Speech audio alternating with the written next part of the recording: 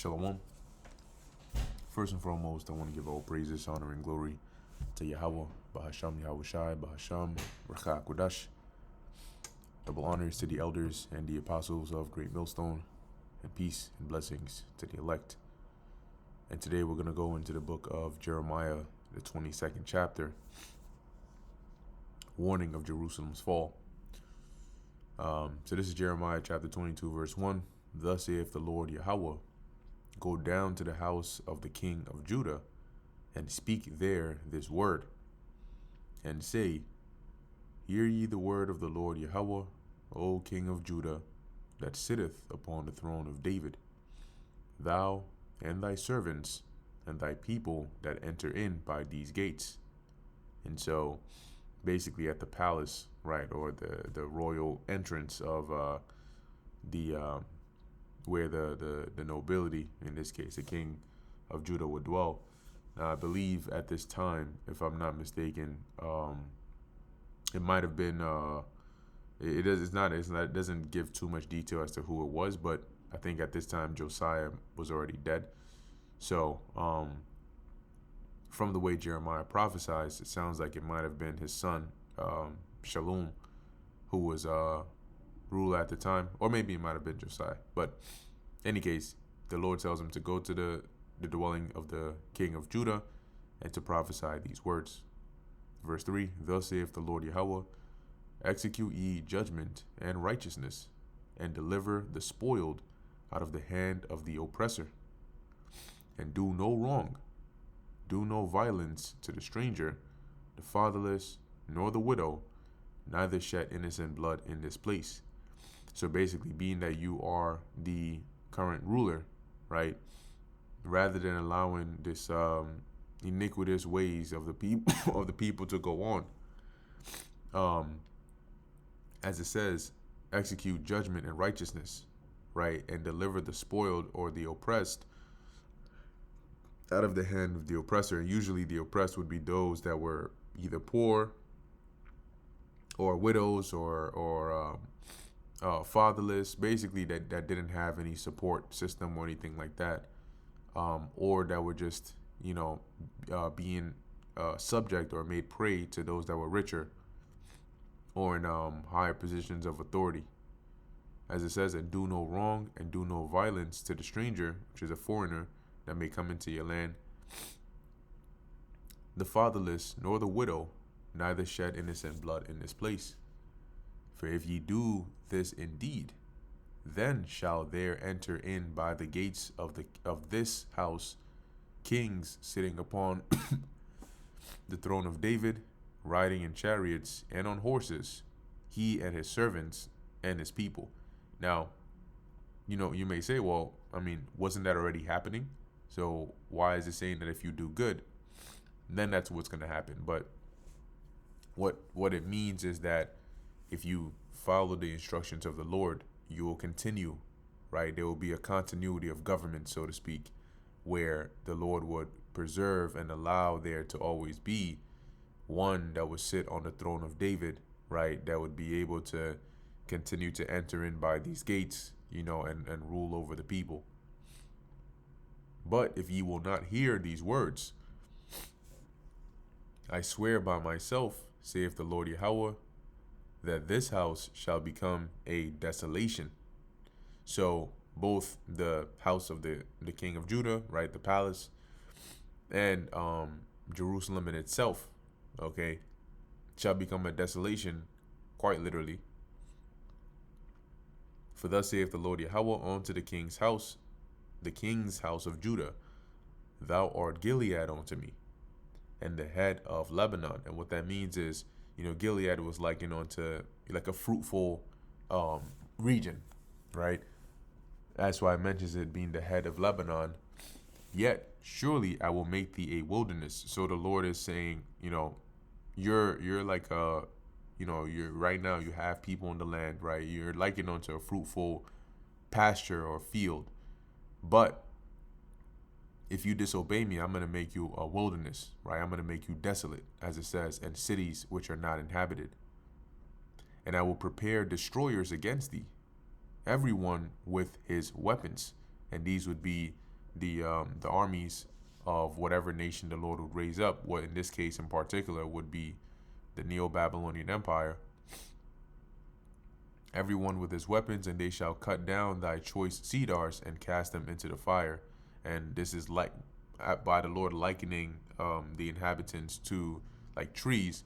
This would be obviously them being destroyed, like how a tree would be cut down and thrown into fire.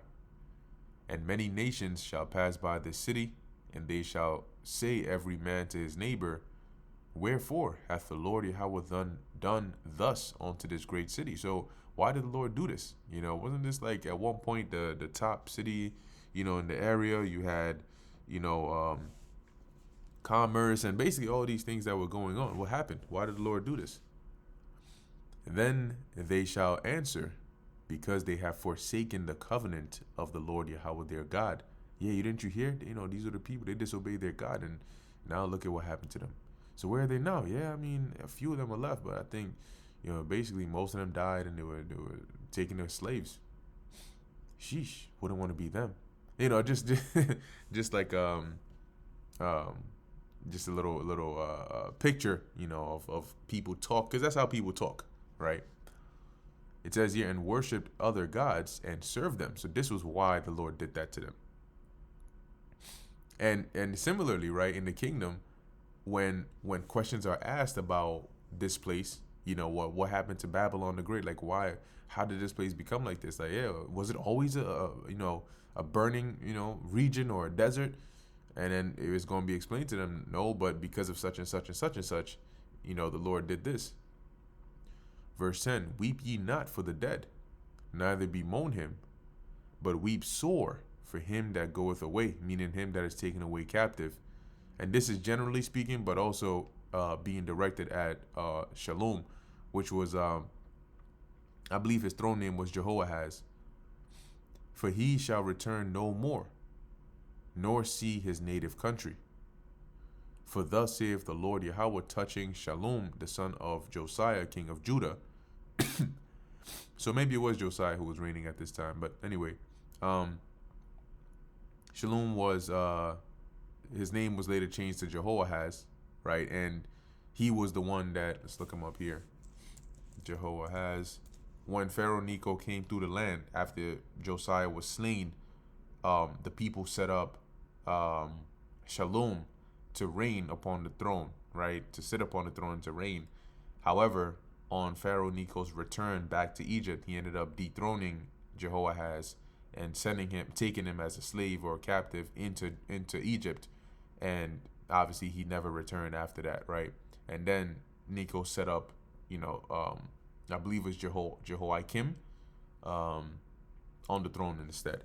So if we go to Jehoahaz, it says Jehoahaz the third of Judah, also called Shalom, was the 17th king of Judah.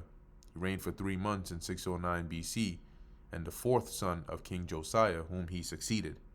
His mother was Hamautal, the daughter of Jeremiah of Libnah, not the Jeremiah we're reading about here. He was born in 633 to around 632 BC. It says here, in the spring spring or early summer of 609 BC, Pharaoh Necho II began his first campaign against Babylon in aid of the Assyrians, because this was when the Assyrians were on their last leg. He moved his forces along the coastal route via Maris towards Syria, along the low tracts of Philistia, and so they show you. I think it was this way. There was a way by the sea, or way of the sea, that way, and then he had to cut through to get over to where he was trying to go, where he was met with Slakia was met by Josiah. Where we at? Yeah, it says here, and prepared to cross the ridge of hills which shuts in the valley, the Jezreel Valley on the south. There he found his passage blocked at Megiddo by the Judean army led by Josiah. After a fierce battle, Josiah was killed. The Assyrians and their allies, the Egyptians, fought the Babylonians at Haran. The Babylonian Chronicle dates the battle from Tammuz, which is July to August, to Elul, August to September of 609 BC. Josiah was therefore killed in the month of Tammuz, 609, or the month prior, when the Egyptians were on their way to Haran.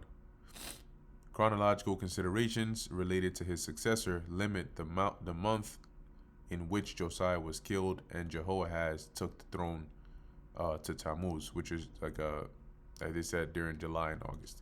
Anyway, so this was okay. Let me actually just read this part too.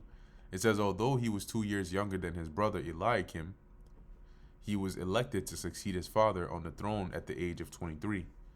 This fact attests the popularity of the young man, and probably also his political affiliations or policy as being in line with those of his father. Jehoahaz reigned for only 3 months before being deposed by the Egyptian pharaoh Necho II and taken into Egyptian captivity. He disregarded the reforms of his father Josiah, as it says here, and then so on. So, going back here, this was what Jeremiah prophesied concerning Jehoahaz, or Shallum, that he would be taken out of his native country and he wouldn't return anymore.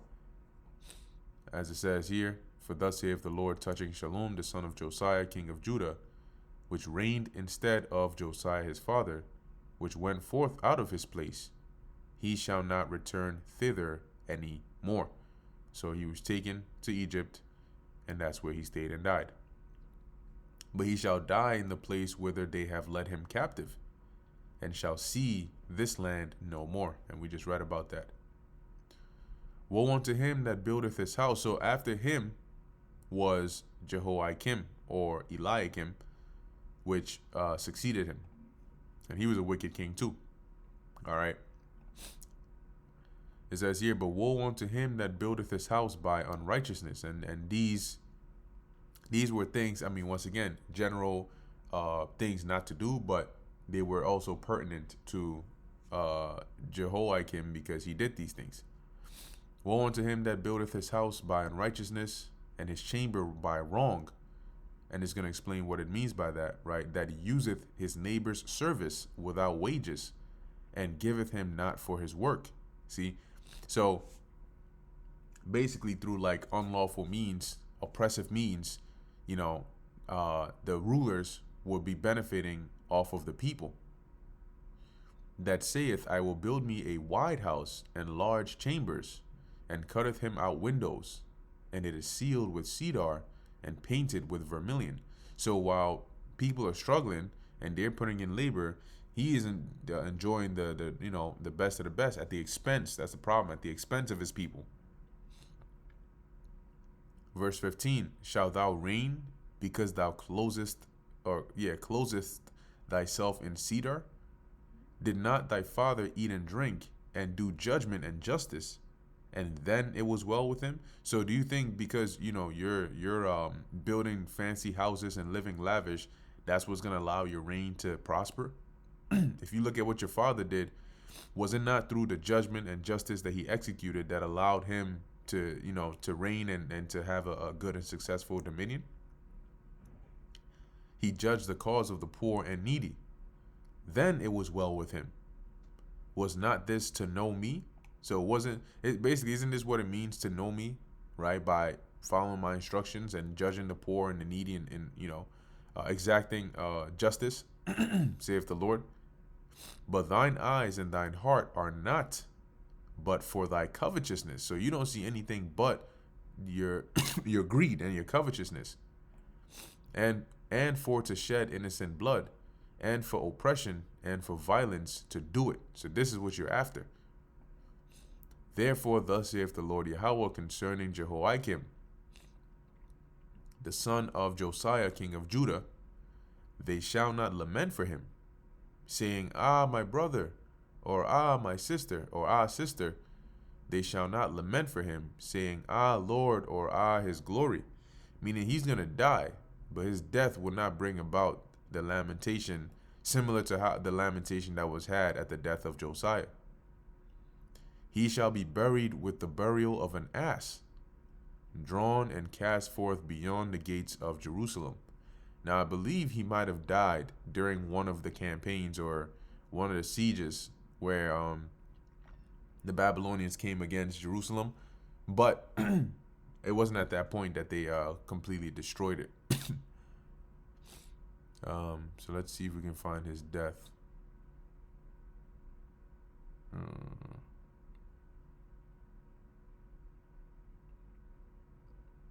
Let's look it up here. Death of Jehoiakim.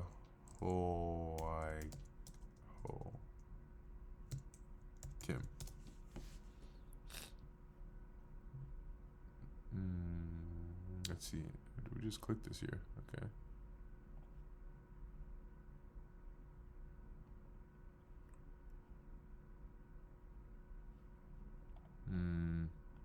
Let me see if maybe it's in the background here, in the rain.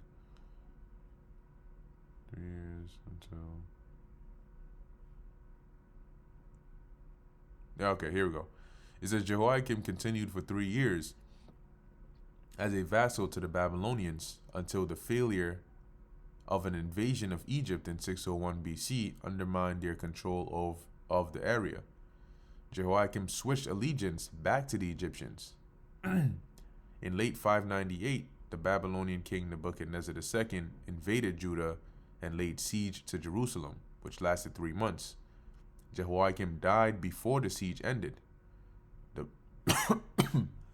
The Book of Chronicles records that Nebuchadnezzar, king of Babylon, bound him in fetters to carry him to Babylon. Jeremiah prophesied that he died without a proper funeral, describing the people of Judah shall not lament for him, saying, Alas, master, or alas, his glory, he shall be buried with the burial of a donkey, dragged and cast out beyond the gates of Jerusalem, which we're about to read. All right. Let me see. I don't know if they give the exact. Yeah, so they didn't give the exact scripture in mentioning this here, but I do know that, the scriptures mention Jehoiakim, all right, which was the son of Jehoiakim. He was carried to Babylon, and spent the rest of his days there. So I don't see they haven't put any precept to substantiate that part here. But we know, as we're about to read here, where is it? Yeah, it says here, Jeremiah 22:19, referring to Jehoiakim, he shall be buried with the burial of an ass, cast and drawn forth beyond the gates of Jerusalem. So as it says that he died in the before the end of the siege. Now it's not exact, like he doesn't give details as to how he died, but we know that's how he met his end. It was not an honorable way. Go up to Lebanon and cry, and lift up thy voice in Bashan, and cry from the passages, for all thy lovers are destroyed. Right, those that they're allies, right? Because we just read here that rather than staying under the hand of the Babylonians, Jehoiakim ended up switching allegiance to the Egyptians, because Judah was constantly seeking alliances with these nations, thinking that would be their support. And that's why the Lord had the prophets tell him, look, you're trusting in these people here. They're not going to do you any good. Okay, I'm your God. I'm above them all. And yet you forsake me and serve idols. Actually, I see something interesting here as well. It says, Josephus writes that Nebuchadnezzar slew Jehoiakim along with high-ranking officers, and then commanded Jehoiakim's body to be thrown before the walls without any burial. So there's a bit of inside information there. Verse 21, I spake unto thee in thy prosperity, but thou saidest, I will not hear. So when you were doing good, right, the scriptures mention Jeshurun waxed fat and kicked. So when you were doing good, which kicking, it's when you have like a cattle, right, cattle or oxen or whatever, and you're trying to control it to go in a certain direction. Sometimes when they don't want to move, and you use something like a goad to like prick them, to force them to go in a certain way, they'll either just stay there, or try to backslide, or they'll kick back with their legs. Okay, as like, you ever seen a horse and something is by its tail and it just kicks back to sort of like, get it away, or try to fend off those pricks from that goat, which is like a sign of like rebellion, right? So as it says, the Lord said he spake to you in your prosperity when you were doing good, and or before the evil days, and Israel didn't want to hear the Lord.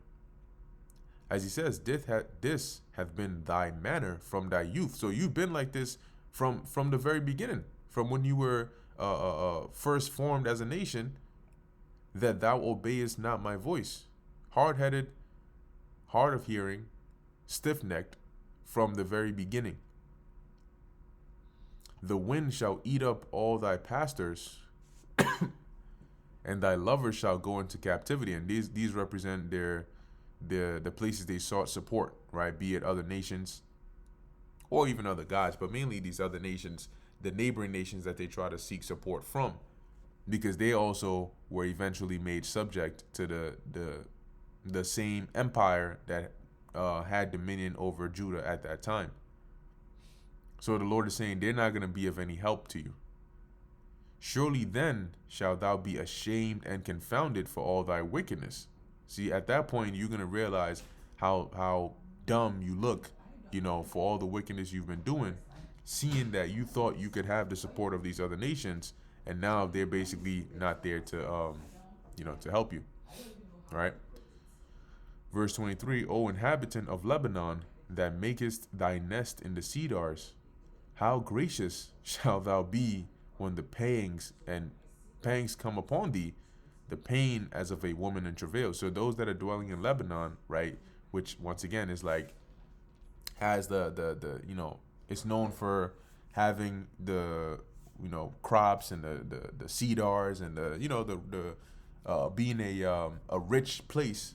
The Lord is saying, you basically chilling up there. Let's see how much you chill when I bring these pangs and sorrows upon you, like a woman that is in travail. As I live, saith the Lord Yahweh, though Kanai, the son of Jehoiakim, king of Judah, were the signet upon my right hand, yet would I pluck thee thence. And I'm going to read this in the NLT, but it's basically saying that Kanai, which was Jeconiah or Jehoiakim, the son of Jehoiakim, the Lord is saying that even if he were likened unto the signet. The signet it was like a stamp upon the ring, to where the king, if there was any message that went out, but it was stamped by the king's signet, it basically had the power. It was like, all right, this is authorized by me, right? So if we look up here, signet on hand, Bible, right, it says here, the phrase signet on hand symbolizes authority. So you see something like this, power and commitment. A signet ring was a royal symbol of authority used to seal documents, but it also it also represented wealth, personal identity, and a pledge between people.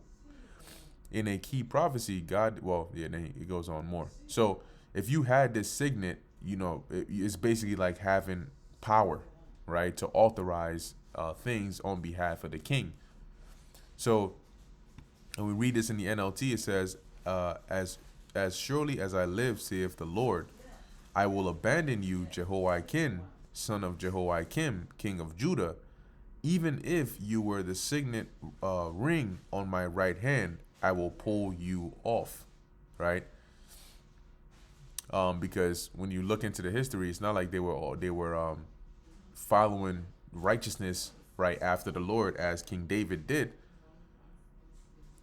Verse 25, and I will give thee into the hand of them that seek thy life, which is the Babylonians. And that's what ended up happening, right? When we look back here and we read a little further, it says here, he was succeeded by his son Jeconiah. The he here is Jehoiakim, right? So his son, which is where we're reading about here, about the signet, he basically ends up taking the throne, right, of his father.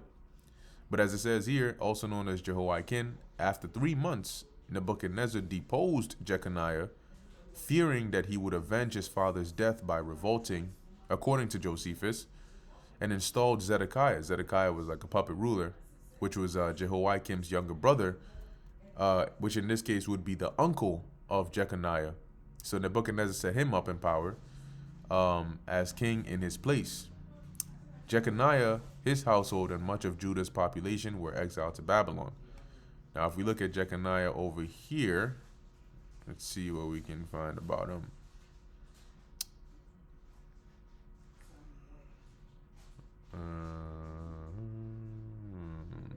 Okay, so they don't really give much about like how he reigned.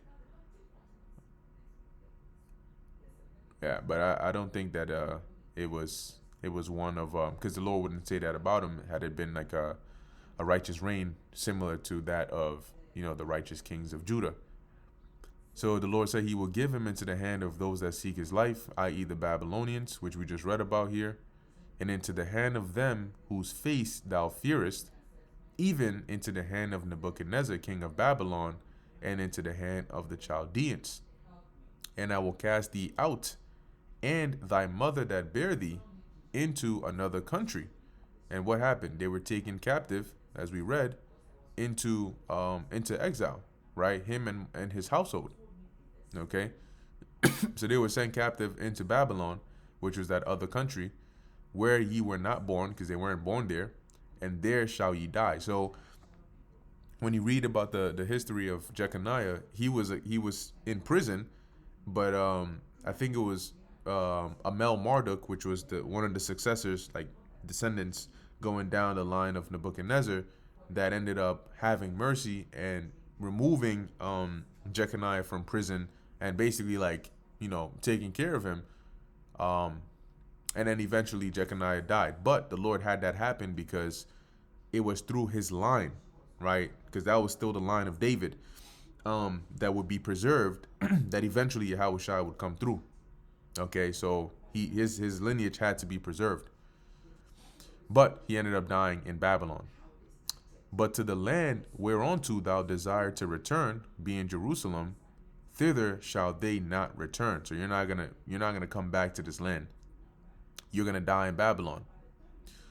Is this man Coniah, another name for Jeconiah or Jehoiakim, a despised broken idol? Is he a vessel wherein is no pleasure? Wherefore are they cast out? He and his seed. Keep that in mind, right? He and his seed, and cast into a land which they know not. I'm going to read this in the NLT because we know that that he had children, right? So it says, why is this man Jehoiakim like a discarded broken jar? Why are he and his children to be exiled to a foreign land? And the reason I mentioned to keep in mind his seed here, going into verse 29 and 30, O earth, earth, earth, hear the word of the Lord Yahweh. Thus saith the Lord Yahweh, write ye this man childless, a man that shall not prosper in his days. For no man of his seed shall prosper, sitting upon the throne of David and ruling any more in Judah. Now, what this means is, when it says, write ye this man childless, Jeconiah wasn't actually childless, right? In the same verse, it tells you, as it says, for no man of his seed. So he had children. He wasn't childless, but why does it say, why did the Lord tell Jeremiah, as it says here, to write this man childless? In other words, have the records show as though he was childless. This was symbolic. It was to symbolize, because it was to symbolize that his descendants or his children wouldn't sit on the throne of David. Because when you look at the course of the history of Judah, when you had typically a dynasty, right, that was mostly the southern kingdom, was a dynasty. You would have the king, and if he had children or if he had heirs, they would be the ones to sit on the throne. But in this case, you would have a king, however, his heirs or his children wouldn't be the ones to sit on the throne, almost as though he was childless. Because a king who is childless is one who doesn't have an heir to sit on the throne. And in that case, you would have either somebody else that was next of kin, more than likely that would be the case for them to sit on the throne, right? So when the Lord said, "Write this man childless," it was to symbolize that just like a childless king wouldn't have one to sit on the throne after him of his descendants, this would be the case for Jeconiah, right? That his children weren't the ones that ended up sitting upon the throne, because shortly after him, after Nebuchadnezzar set up his uncle as a puppet ruler, that was the last of kingship, so to speak, for Judah, right? Because after that, they basically the heathen nations that were over us had it to where it was like almost like abolished, right? Now we know Yahweh Shai, which came from the line of David, which goes through Jeconiah, is the ultimate king, right? But I'm referring to like the under Yahweh Shai.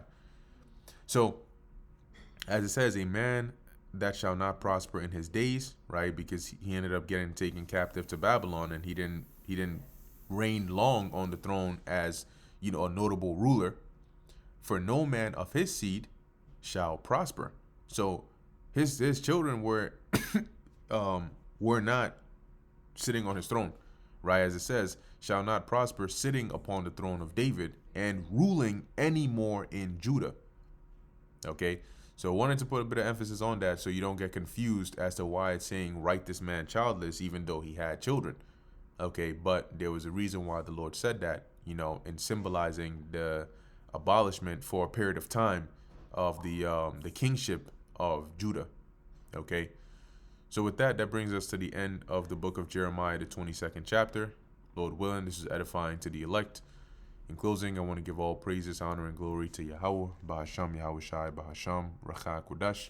And until next time, Shalom.